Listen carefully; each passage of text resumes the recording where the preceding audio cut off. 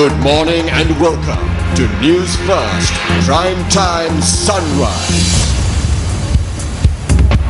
A very good morning and welcome to Primetime Sunrise. We have stepped out of the newsroom for a bit and we are in the heart of Colombo at the Police Mounted Division. Good morning, Mahina. Good morning, Ramesh. Yes, it's a beautiful day, a little bit cloudy, but we're glad that we were able to transmit from here and bring you these wonderful visuals of the horses training right behind us at the Police Mounted Division in Peta. Now, before we go into the headlines and go into detailed stories, Ramesh, let's just give our viewers a little bit of information about the Police Mounted Division, because it's a division that really doesn't get that much of attention unless it's, of course, a ceremonial purpose like Independence Day parade, or when a foreign dignitary, especially like royalties or other foreign leaders, come into the country where, you know, a guard of honor is provided by the horses. Well, there is one other duty that the Police Mounted Division does, that is crowd control. They occasionally go out on patrols, traffic patrols, as well as they engage in special duties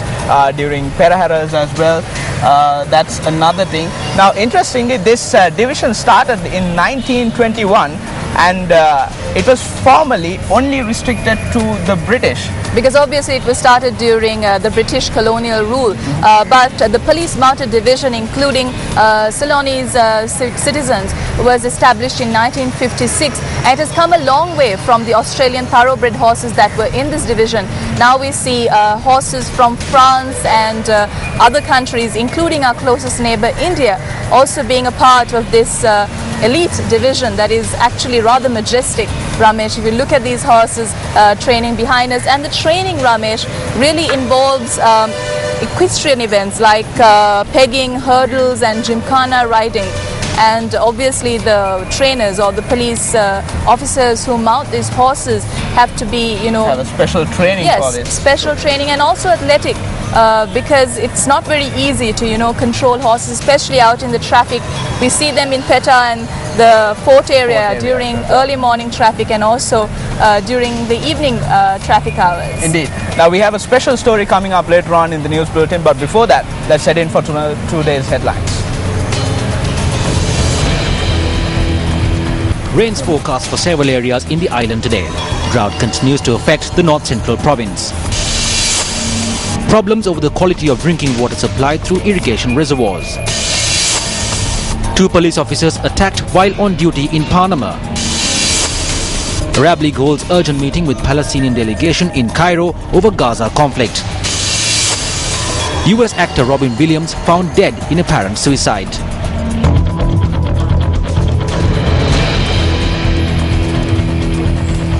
Well, let's now take a look at those stories in detail. The Department of Irrigation says that as the water levels in reservoirs are at a very low level, there may be problems in the quality of drinking water supplied from these reservoirs, which fall under the purview of the department. Now, Director of the Water Management Division at the Department of Irrigation, Janaki Megastanda, said that water levels in the reservoirs have dropped to nearly 14%.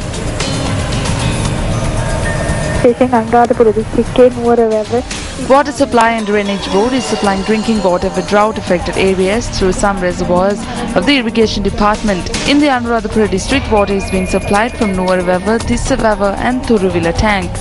These tanks are supplied with water from Mahavali reservoirs. In the Batticaloa district, water is being supplied from the Unnichi reservoir, while in the Ampara district, water is being supplied from the Senanayaka Samudra and the Ondavattuwana reservoir. Meanwhile, in Trincomalee, water is being supplied through the Kantale tank.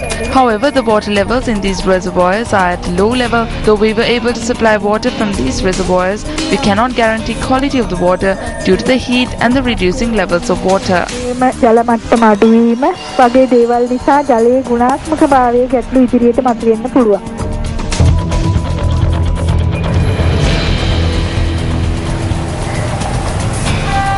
The Agricultural and Agrarian Insurance Board says that only 15% of farmers in the country have been insured. Director General of the board, Panduka Veerasinghe, said that this may result in problems when providing relief to farmers during a natural disaster. He also added that compensation for damaged crops were claimed for only 300 acres of cultivated land during the drought. Anywhere in the world, the only means to provide compensation for farmers whose crops are damaged near the harvesting period is through agrarian insurgent schemes. If farmers obtain an insurance, they can obtain compensation for their loss. It is very important that farmers in Sri Lanka are informed of this. When considering the total number of farmers in the island, only 15% have insured themselves with us.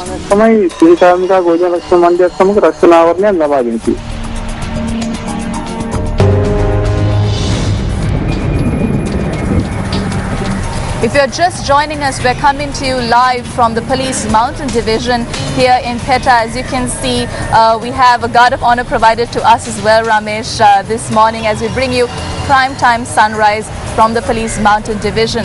Now moving on to the weather situation, we experienced a slight shower or a slight drizzle in the morning when we were here at the Police Mountain Division. But let's take a look at what the Met Department has to say about the weather forecast for today.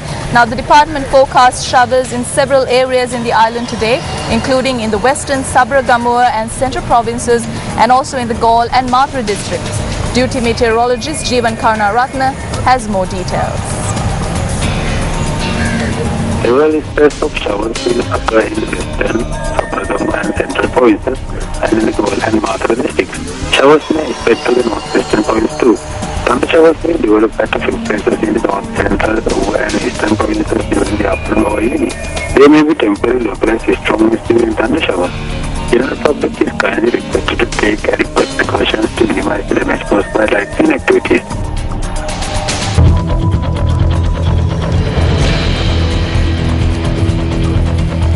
Well, two police officers who were on duty in the Panama area in Portugal have been attacked by an unidentified group. Now we have with us police media spokesperson SSP Ajit Rohana to give us the details on this. Good morning, sir. Good morning. Could you tell us the latest developments on this story? Yeah, the two police officers had been assaulted by a group of persons yesterday at Panama, in Panama police area in Portugal, and they have been admitted to Amparo Hospital and they are being treated there. So we have identified the gang. The gang consists of 11 persons. Now we have arrested 4 persons and 7 persons are awaiting arrest. So 2 police teams have been deployed in order to conduct investigation and especially we are taking a stern action against the suspect because this is not only an attack against the police but also this is an attack against the rule of law. Now there have been several recent attacks against the police in the recent past. Has any legal action been initiated? Yes, a police constable was abducted and he was killed in Pururagan area. This particular incident happened on the 5th of May. Then thereafter another police officer was killed by a motorcyclist in Megahawata police area, and on the same day 2 weeks ago a police constable was abducted in Mount Lavinia police area. So therefore especially we consider these because the police officers they are performing their duties in order to protect the lives of the citizen of this country and their property. So therefore if somebody is attacking on police, so we consider that it is an attack against the rule of law and against the criminal justice system of the country. Let's also turn our attention briefly to the upcoming UVA election, sir. What are the preparations like? And there have been some allegations of election law violations in the UVA province. Has any legal action been initiated with regard to election law violations? Yes, now we have received 2 complaints in respect of intimidation, and apart from that 1 incident has been reported in respect of election law violations, conducting illegal processions. So the returning officer of Badulla has sent a letter to DIG Badulla. The letter has stated that 5 candidates 3 are from UPFA and 2 are from UNP. They had violated election laws by conducting illegal processions on the 6th of August. So accordingly, the CDs in respect of visuals have been sent to the police. So we are analyzing the visuals, and apart from that, we are going to record the statements of eyewitnesses, and we are taking actions under the election law. And in addition to that, we have deployed a special police teams to enforce the election law, but we are seeking the support and cooperation from the candidates and their supporters also in order to enforce the election law. The implementing election law is not the sole responsibility of the police. That is the responsibility of all the stakeholders. Thank you very much for joining Primetime Sunrise. It's a pleasure.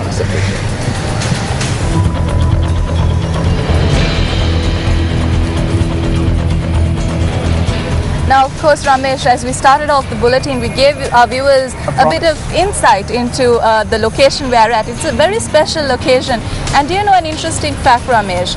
It is noted that Sri Lanka is one of the few countries that uses horses or has a very active police mounted division in its police duties, especially for traffic control. You see horses being used for traffic control in places like in the UK, but Sri Lanka is also one of those places where horses are actively used in the police service. Now, we gave our viewers a promise at the start of the bulletin that we will have a special segment on the police mounted division here in Fort, and we have it right now. The Sri Lanka Police Mounted Division was formed in 1921. At the formation, the unit was limited to British personnel and consisted of 8 mounted sergeants and constables. The Police Mounted Division, which operates from 4 districts of the country, is used for important ceremonial occasions and for crowd control and patrols. The 4 districts include Colombo, Nuwara, Kandy and Kalutara. At present, there are 67 police officers attached to divisions which consist of 37 horses.